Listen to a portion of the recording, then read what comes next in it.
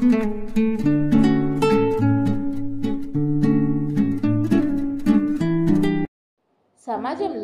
మనం మనకంటే బలవంతులు చూసి భయపడుతూనే ఉంటాం కదా. మన దగ్గర అంత బలం లేకపోయినా మన దగ్గర ఉన్న వాటితో కూడా యుద్ధం చేసి గెలవచ్చు అని నిరూపించిన మహిళ రాణి అబ్బక్క గురించి ఈరోజు తెలుసుకుందాం. 1525లో తూలునాడు, అదేనండి కోస్టల్ కర్ణాటకలో జన్మించారు.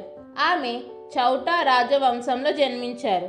చిన్నప్పటి నుంచి ఆమె కత్తి యుద్ధం, గుర్రపు స్వారీ ఇంకా చాలా యుద్ధ విద్యల్లో ప్రావీణ్యం సంపాదించారు. ఆమె చిన్నప్పుడే రాణి కూడా అయ్యారు. రాణి అయిన తర్వాత బంగా రాజవంశంలో ఒక రాజుతో ఆవిడికి పెళ్ళయింది. అప్పట్లో పోర్చుగీస్ భారత్ తీర ప్రాంతంలో సుగంధ ద్రవ్యాల వ్యాపారాన్ని వాళ్ళ అదుపులో పెట్టుకోవాలని అనుకున్నారు.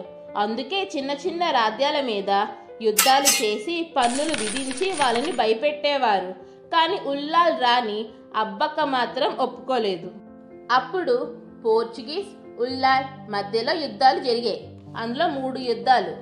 మొదటి యుద్ధం 1555లో జరిగింది. పోర్చుగీస్ వాళ్ళు పెద్ద నౌకలతో ఉల్లాల మీద దాడి చేశారు. కానీ అబ్బక్క తీర ప్రాంత మత్స్యకారులతో కూడగట్టింది. చిన్న పడవలతో రాత్రిపూట దాడి చేశారు.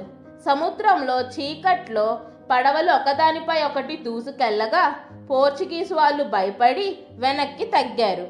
వాళ్ళకి పెద్ద పెద్ద నౌకలున్నా మనకి చిన్న పడవల్లోనే ధైర్యం ఉంది అని ఆమె సైన్యానికి హుందాగా చెప్పిన స్థానిక కథలు ఉన్నాయి. రెండో యుద్ధం 1568లో జరిగింది. ఈసారి పోర్చుగీస్ వారు మరింత పెద్ద సైన్యాన్ని పంపించారు.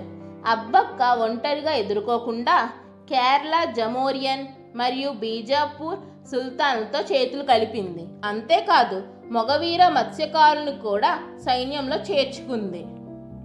ఈ హిందూ, ముస్లిం, జైన్ల సైన్యం అద్భుతంగా పనిచేసింది. రాత్రిపూట పోర్చుగీస్ ఫోర్ట్ మీద మంటల బాణాలతో దాడి చేశారు. పోర్చుగీస్ జనరల్ చనిపోయారు. డజన్ల కొద్ది జవాన్లు బందీలయ్యారు. ఇది అబ్బక్కకు అతిపెద్ద విజయాల్లో ఒకటి. మూడో యుద్ధం 1570లో జరిగింది. ఆ యుద్ధంలో చివరికి తన సొంత బంధువులే ద్రోహం చేశారు. ఆమె భర్త పోర్చుగీస్ పక్షం పట్టాడు మరియు అంతర్గత విభేదాలు బయటపడ్డాయి. పోర్చుగీస్ మూడోసారి భారీ దాడి చేసింది. ఈసారి అబ్బక్క పట్టుబడింది. జైల్లో బంధించబడ్డ తిరుగుబాటు చేయడం మాత్రం ఆపలేదు. మా నేలని ఎప్పటికీ వదలను అని ధైర్య వాక్యాలు చెబుతూ చివరి వరకు పోరాడారు. అబ్బక్కను ప్రజలు అభయరాణి అని పిలిచారు. అంటే భయము లేని రాణి అని అర్థం. ఆమెను ఇప్పటికీ మొదటి విదేశీయ దురాక్రమణ వ్యతిరేక స్త్రీ యోధురాలుగా గుర్తిస్తారు. ప్రతి సంవత్సరం కర్ణాటకలో వీర రాణి అబ్బక్క ఉత్సవం జరుపుకుంటారు. పోస్ట్ స్టాంపులు కూడా విడుదల చేశారు. శత్రువు ఎంత బలవంతుడైనా నిజమైన ధైర్యం ఉంటే మనం జయించగలం అని ఆవిడ నిరూపించారు. కామెంట్ చేయండి, అలానే లైక్ చేయండి, షేర్ చేయండి, సబ్స్క్రైబ్ చేయండి, బెల్ ఐకాన్ని క్లిక్ చేయడం మాత్రం మర్చిపోకండి.